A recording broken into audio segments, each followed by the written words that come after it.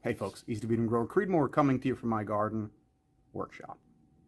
Oh, well, it's my band room. But anyway, it's hot outside, so I'm doing this inside. What am I doing? Top 10 reasons why first year back to Eden grower might have failed at getting the crops they expected. I'll have to shorten the title somewhere along the line. Anyway, have a seat, get a glass of wine, have a smoke, take a load off, sit back, and listen. Number 10, too wet or too dry. Moisture cycling wasn't right. Y'all planted and immediately it got so much rain, you got 10 inches of rain, and everything basically just flooded out and failed. It doesn't have to be that extreme. Maybe you didn't get any rain and you don't have a way to irrigate, and you were under the impression that you could just cover the ground and drop some seeds or some plants and then everything would be fine. Then you discover that wasn't really the case. It does take a certain amount of sunlight, takes a certain amount of rain, takes a certain amount of drying off, moisture cycling from moist to almost dry, and then back to moist, and back to almost dry, and so on and so forth, over and over again. And if that's not in play, it's going to make it a little bit more difficult for you to see the type of thrive that is more customary within the growing method. So thick layer chips tends to hold a lot more moisture. As well as holding moisture, it will also block moisture. If the layer is thick enough, it makes things so much easier. If you're growing in the type of soils that lose their moisture really, really fast, like the sandy stuff, it's a good idea to do a thicker layer of compost and a thicker layer of wood chips over the top.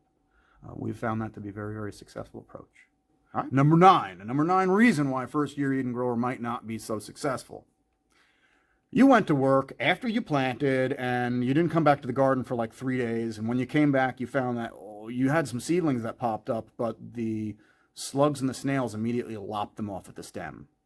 You dropped some plant starts, some stuff that you got from Walmart, Lowe's, or Menards, or Home Depot, or whatever, and they look great over there. Put them in the ground, and then you really didn't pay much attention because you thought, it would be good. You knew it was going to rain in a couple of days, and you come back, and they look like they're so stressed. They ended up with transplant shock. Why? Because they went from Lowe's shady zone to your full sun plot, and they stressed out, and you missed the signs. So what will we have done in that scenario? Well, in year 2, it won't be as bad because year 2, the soils will be better. You'll have less seeding issues. You'll have less transplanting issues. If everything went right for you, you kept some kinds of crops growing, which is always beneficial for your first year plots. We need plants to grow because they start to cycle nutrients, and they get all the other nutrient cycling organisms involved in the process. So it's really important to stay diligent. Get out in your gardens and make sure that you're paying attention. If some of the insects have just found this beacon of life in the middle of your backyard in the sunny spot, they're not going to stop. They won't relent until they've done their damage. And what does that mean? Well, basically what it means is you got some relatively young seedlings or relatively young transplants in place, and they're actually vulnerable. And it doesn't take a lot of predation to make them succumb to this stress. Because they're really young, and mature plants have greater resilience and greater resistance to insects than a brand new plant that you just brought home, and certainly more than a brand new plant you brought home a week ago and then it sat somewhere in the corner and really didn't get a lot of love. And the seedlings are the same way. They just take a little bit more care, and you have to be a little bit more aware of the fact that they are vulnerable. And even if you didn't see those insects there last year or last season, once you put those plants in the ground, they're going to come. Okay? They're going to come. We'll talk about insect management at a later time. So let's go ahead and move on. And what do? We're going to look at number 8 now. Number 8 is you simply put the seeds in the wrong place. Let's talk about the basic lay. The basic lay is you cut the grass down really, really short. You water it a little bit maybe. You put some cardboard over the top. You water that a little bit more. You put some compost over that. You water that. You put some wood chips and you water that. And you're not even sure when you were supposed to plant, but you just planted when you had the first opportunity, right? So where did we plant? Well, think about this. You had 3 inches of wood chips and 1 inch of compost. You had to cut the cardboard because there was nowhere for the plant to put feet. And then you planted in soil that was really not compliant for annual crops. Just because it grew your grass doesn't mean it's going to grow or really anything other than grass, okay? So let's leave it at that. I suggest a thicker layer of compost so that you don't need to cut the cardboard. I suggest a thicker layer of wood chips over the top of that compost so you don't need to worry about the deluge that's coming. Thicker equals better resistance to the elements. All right? Insulation for plant roots is good. And if your soil isn't really complementary to that, you're going to struggle with whatever you put in the ground. So there you have it. If you don't put the seeds in the right layer, what layer is that? A thick layer of compost. Or if you do have some fairly compliant soils that maybe you had a garden in the year before and you know the earth is good, get those seeds in that native earth. But just keep those fresh wood chips back so that that seedling can come up, it can start to grow, it can get some vigor, it can gain some traction, and then you can gently tuck it in with some wood chips to keep the moisture content up. So the number seven reason is, weeds. So sort of along the same lines as maybe you weren't in the garden every day like I am. The old-time growers, they know you got to be in the garden as often as you can. If I take a day off from the garden, it's usually a Sunday, and then I'm back in it again on Monday. But I don't really take that much time off of my garden. If I'm not there, I have someone else who's there. So it's very, very helpful. But the point is that if you're not there, you don't know the weeds are coming up. So you can't get in the front of a weed issue. If you used a compost that wasn't really a good compost, or it has herbicide content, which we'll get to later, there's a good chance the only thing it's going to grow is weeds. And if the weeds are still in it because the seeds were not sterilized, there's a pretty good chance that you're building fertility, they're going to germinate and they're going to pop up. This happens under a couple of different circumstances. It happens, number one, if the compost layer is not covered with sufficient number of inches of wood chips on top. It also happens if the compost layer had a lot of weed content to begin with. If it wasn't thoroughly composted, you're going to face those issues. There are other issues also, but these are really the main biggies, okay? You want a thick layer of compost that doesn't have weed seed content. If you're going to plant in the earth below and you know it had weed seed content, there's a good chance that some of that will be stopped by the compost layer and the wood chip layer. If it's a rhizome type of a weed, it may push up and you may have to contend with it later on down the line. You got to make sure that you keep the weeds culled, pull them as they come up, drop them, chop them, drop them, whatever you need to do to keep their population numbers low.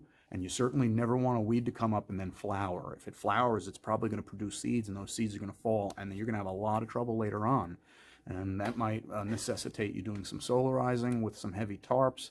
It might even necessitate you skipping a season of growing, which to me would be like the worst because I grow every season, all four every year for the past 11 years. That's just the way it is around here. So I know these things happen.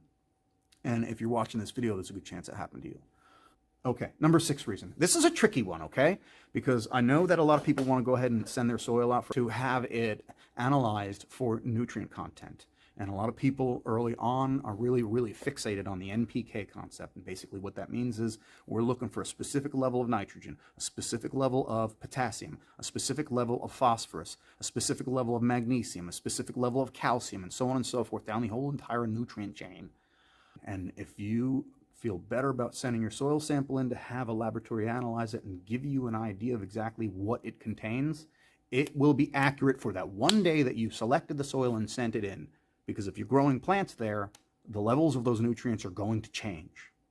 The season changes, the rain falls, the levels of nutrients are going to change. Some of them in particular, nitrogen, and to some degree K, they're water soluble, and they will wash out of soils that really haven't mixed in well and married each other really, really well. As everything tends to break down a lot more, you get a lot of more humic solids and humates that are in the lower level of soil that you put down. It's what compost becomes after it stops being compost. Once it becomes humus, it tends to hang on to even nitrogen. It tends to hang on to all nutrients in a better fashion. And it's just an inherent capability of that particular type of soil that we have to work with within the Back to Eden method. It's something to look forward to. Year 2 and year 3 growers will know a lot more about this stuff. And there's also an opportunity for a manure type fertilizer to be too new. If it's too new, nitrogen levels may be excessive and nutrient cycling levels may not be excessive. And the two are not quite married together yet because they haven't really been through the composting process. So that can lead to an imbalance in the soil, and imbalance in the soil can actually limit the amount of progress that the microbiology makes initially until it can overcome some of the inundation event that's there. So let me turn that into English. We put a lot of nitrogen on the ground, and that basically tells the nitrogen denitrifying soil biology to say, hey, there's a lot to do here. We need to up our numbers before we can sufficiently handle this. And if that's the case, we also need predatory taxonomy to be involved in the process to then free this inundation of nitrogen from the bacteria to make it into a plant absorbable nutrient in the first place. So there's a lot more going on when we inundate the soil with a lot of fertilizer than there would be if we just started with almost no fertilizer. I'm a big advocate of starting with compost only and then building on that. We got to be careful about manure, folks. We really do, because horse manure and cow manure, I'm not in love with them. The one and only time I had a problem with my main garden was after I used horse manure, and I got a plethora of weeds that grew immediately afterwards. The grower of both horse and the hay also took supplemental feedings of foods from agricultural supply who had these things for horses in their inventory, and we later on found out that it wasn't really the best thing to use because it had some herbicides in it, and I believe it impacted the horse's attitude, it impacted the horse owner's attitude, and it definitely impacted my attitude after it got in my garden. So we didn't do that again. Now, of course, I'm more mature, we have a lab on site, we know how to do biological assays, we can do a functional assessment of our soils, we do functional assessment of soils for other people, so I have a better understanding and a better idea. Now, many years into the process, so I'm certainly a lot more firm in my conviction, and that conviction is scrutinize anything that goes into your garden. If you care about what you feed your family and you care about where your family meanders about in this beautiful garden, you're going to scrutinize where and what is contained within any compost that's delivered to your place. The only stuff that I do not scrutinize is wood chips. I was an arborist for many years when I was younger. And I can tell the difference from chip to chip. I'm also, if you look around, there's a lot of woodworking machinery here. I also build cabinets and furniture and musical instruments and things like that. Sort of a Renaissance man, if you will. So it's very easy for me to determine exactly what type of wood it is by its flavor, smell, taste, look, color, grain pattern, things like that. And if I really was stumped, I could stick it under the glass in the lab. So really, it's super important to know the provenance of whatever you're going to put in your garden, because if you put something in there and it's a manure and it's got, bad mojo in it because the cows have been feeding on grazon, that grazon is going to transfer to your garden and it's going to represent itself as stress when it comes to growing.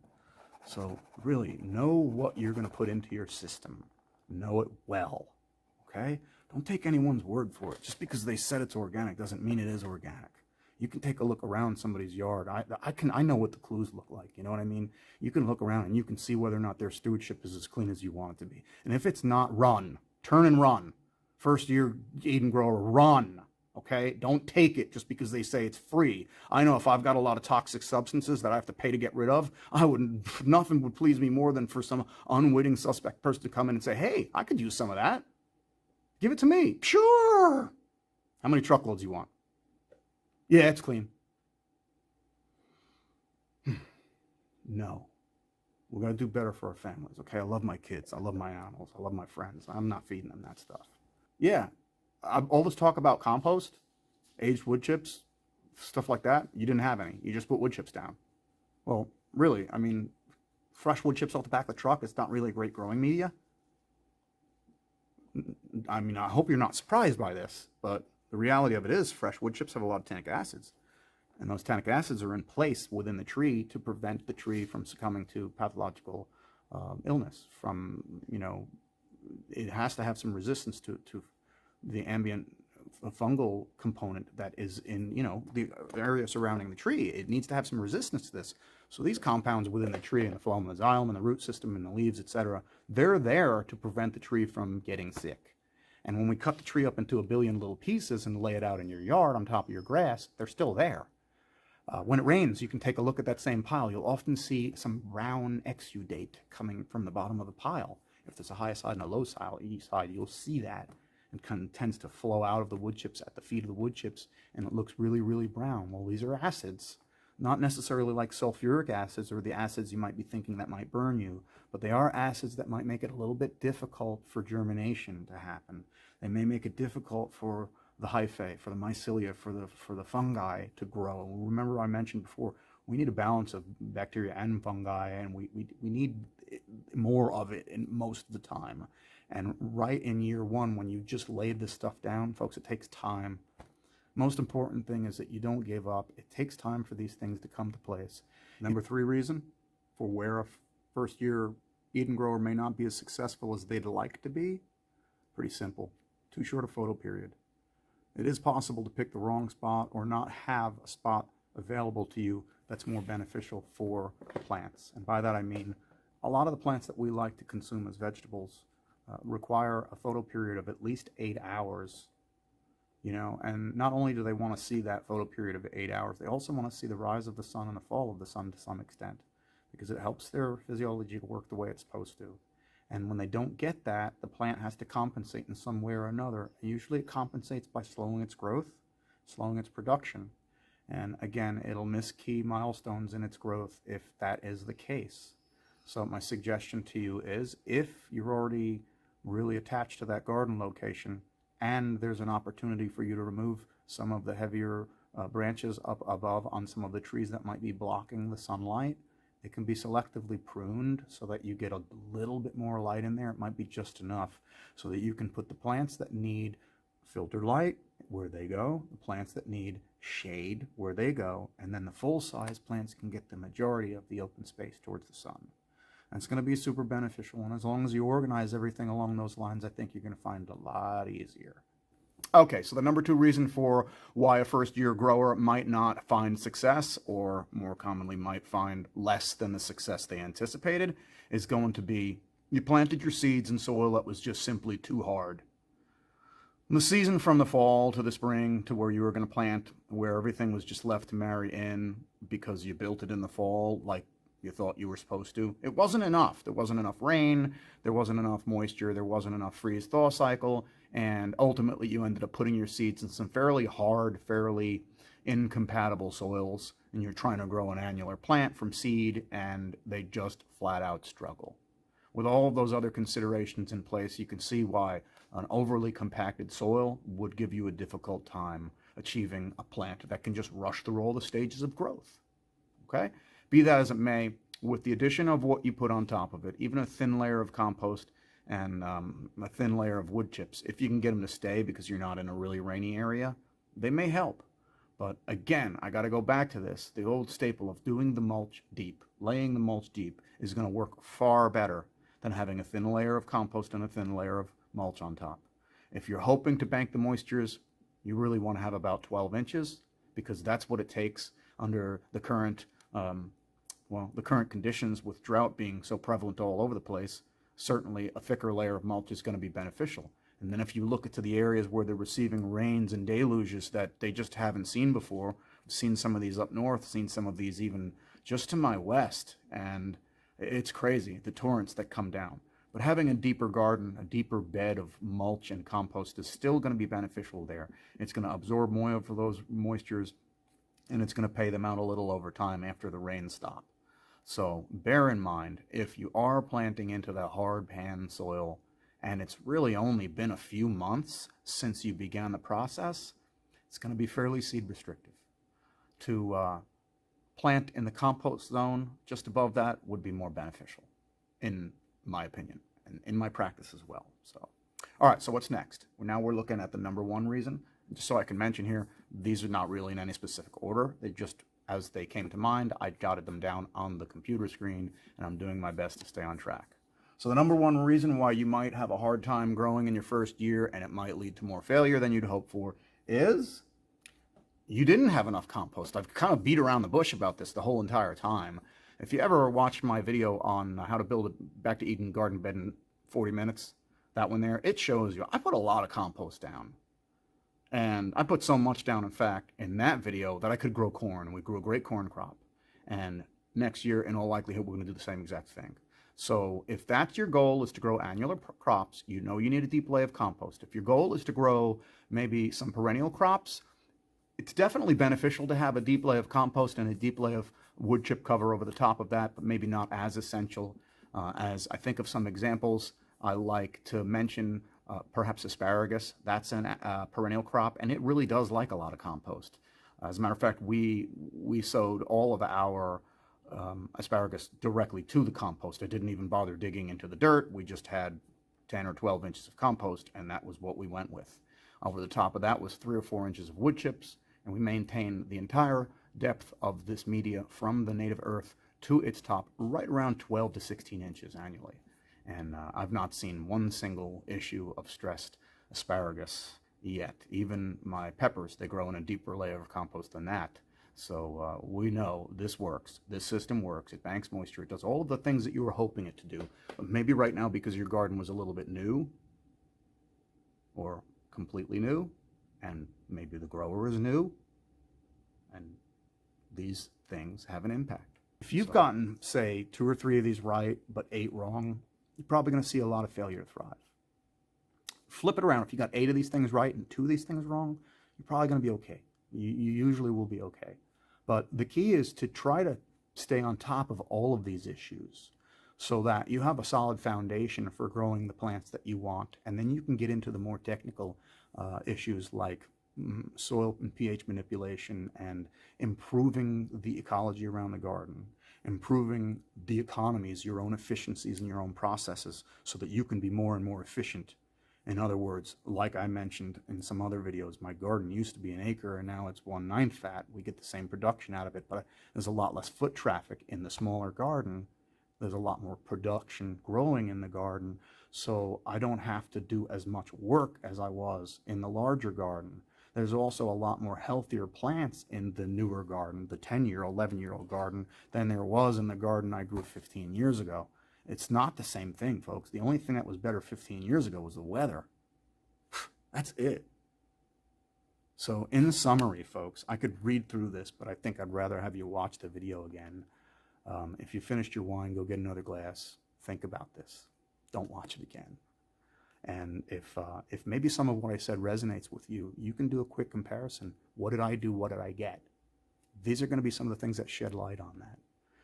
If you liked what you saw, click the like. If you loved what you saw, click subscribe. You'll get notifications in the future about more of these videos. And if you didn't and you just like had enough of Creedmoor, say something in the comments. You can rough me up a little bit. I mean, really. I consider myself to be a pretty nice guy. You know, I really care about especially my subscribers. So for those of you who have already subscribed, thank you very much. I'm sorry I waited this long to thank you. I'm going to do something for y'all and maybe a show of appreciation as soon as I can. But anyway, peace, be well, namaste, grow more, live better, love, laugh, do it all together.